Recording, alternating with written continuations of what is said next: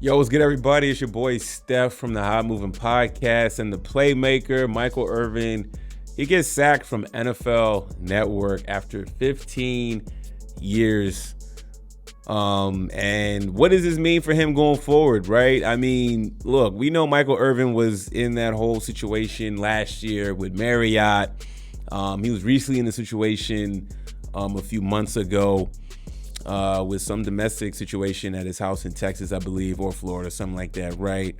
So yeah, I mean, looks like the NFL Network is continuing some cuts, right? You know, the cuts kind of seem like it died down last year, and okay, everybody is kind of, you know, Michael Irvin was allowed to work and continue to come back and work once he got his case settled with Marriott and all that stuff.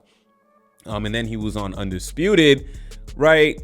And speaking of Undisputed, you know, there was some news this week of just how bad the numbers have been for Skip Bayless, right? I mean, after Shannon Sharp left and they brought in the whole band of characters with Keyshawn and Irvin and Richard Sherman, who he just got back on the network, I think, to start talking about some of the NFL drafts.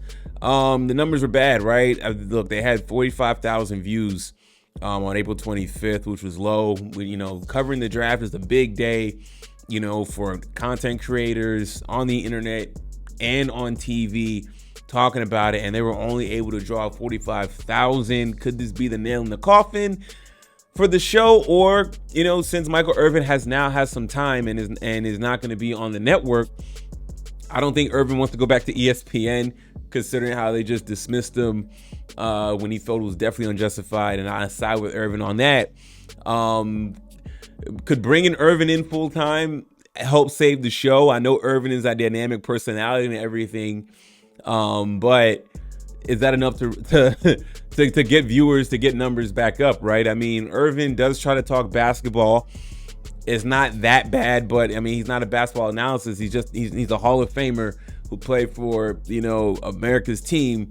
So I mean, his sports insight is always valued, right? But when it comes to basketball, is that really, you know, going to be his forte if he's going to be a full fixture on Undisputed with the news of him now not having his contract renewed, man? So tough for the Playmaker.